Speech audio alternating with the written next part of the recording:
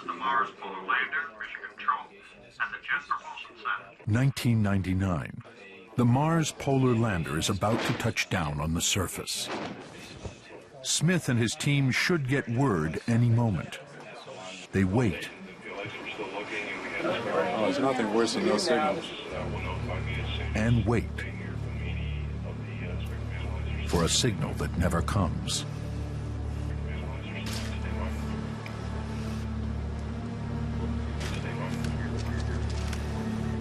I was trying to hold out a little hope that maybe it landed and the communication link hadn't quite set up yet, but I had the worst sinking feeling. Ooh, doesn't look too good over there. During its descent, the Polar Lander disappeared. You felt like somebody very close to you in your life, somebody you loved very dearly, had died through some tragic accident. At the time, Smith was already preparing his next mission, another lander called Mars Surveyor. But after the failure of Polar Lander, NASA canceled the mission. It was just miserable. All fell apart. All my house of cards just collapsed.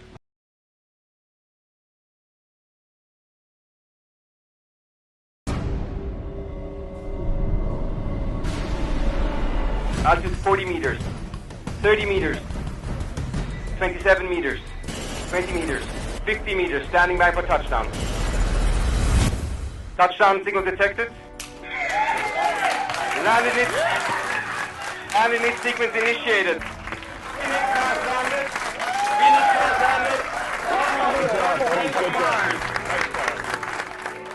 Well, today you had a chance to watch a team in action making something that is incredibly hard to do look easy.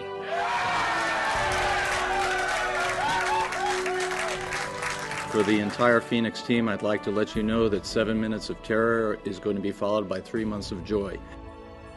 It is my great pleasure and joy to be able to show you some pictures of the landscape around our lander. Phoenix had finished its prime mission and kind of achieved all the things we said we were going to do when we landed. We got all the analysis from TIGA, we've confirmed water on the surface, we've characterized the soil properties, we've delivered a number of different samples to the instruments, taken lots of images. We kind of knew we had achieved what we came there to do.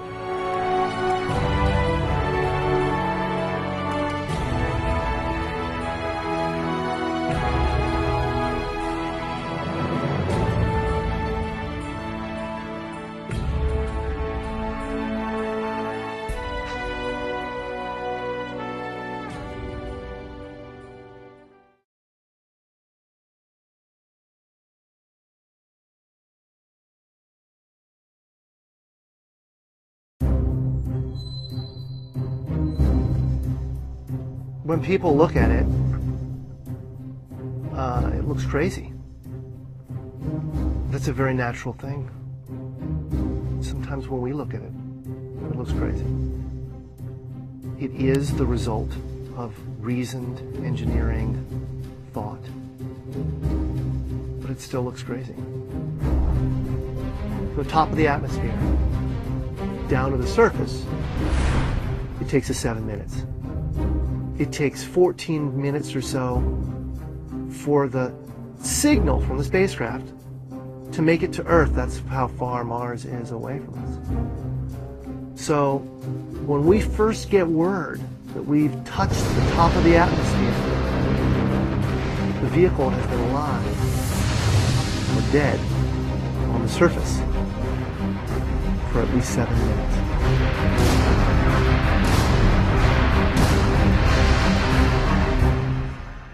Entry, descent, and landing, also known as EDL, is referred to as the 7 minutes of terror because we've got literally 7 minutes to get from the top of the atmosphere to the surface of Mars, going from 13,000 miles an hour to 0 in perfect sequence, perfect choreography, perfect timing, and the computer has to do it all by itself with no help from the ground.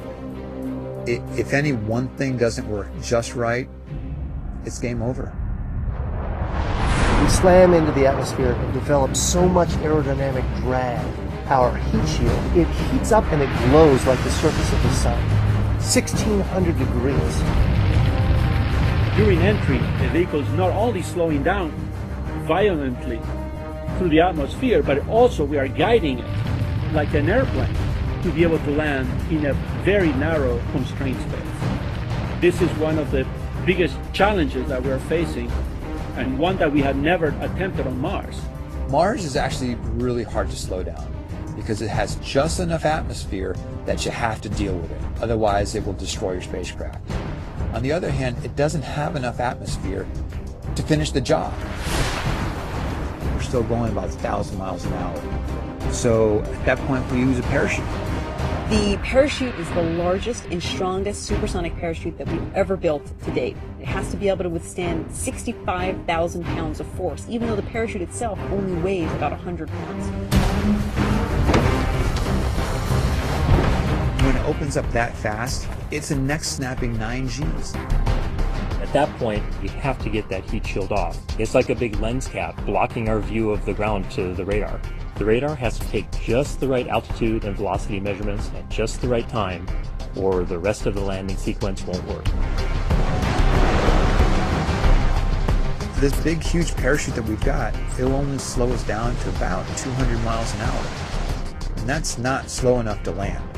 So we have no choice, but we've got to cut it off and then come down in rockets. Once we turn those rocket motors on, if we don't do something, we're just going to smack right back into the parachute. So the first thing we do is make this really radical divert maneuver. We fly off to the side. Diverting away from the parachute, killing our horizontal velocity and our vertical velocity, getting the rover moving straight up and down so it can look at the surface with its radar and see where we're going to land. And we head straight down to the bottom of a crater, right beside a 6-kilometer high mountain. We can't get those rocket engines too close to the ground, because if we were to descend propulsively with our engines all the way to the ground, we would essentially create this massive dust cloud. That dust cloud could then go and land on the rover. It could damage mechanisms and it could damage instruments. So the way we solve that problem is by using the sky crane maneuver. 20 meters above the surface, we have to lower the rover below us on a tether that's 21 feet long, and then gently deposit on its wheels on the surface. As the rover touches down and is now on the ground, the descent stage is in a collision course with the rover. We must cut the bridle immediately and fly the descent stage to a safe distance from the rover.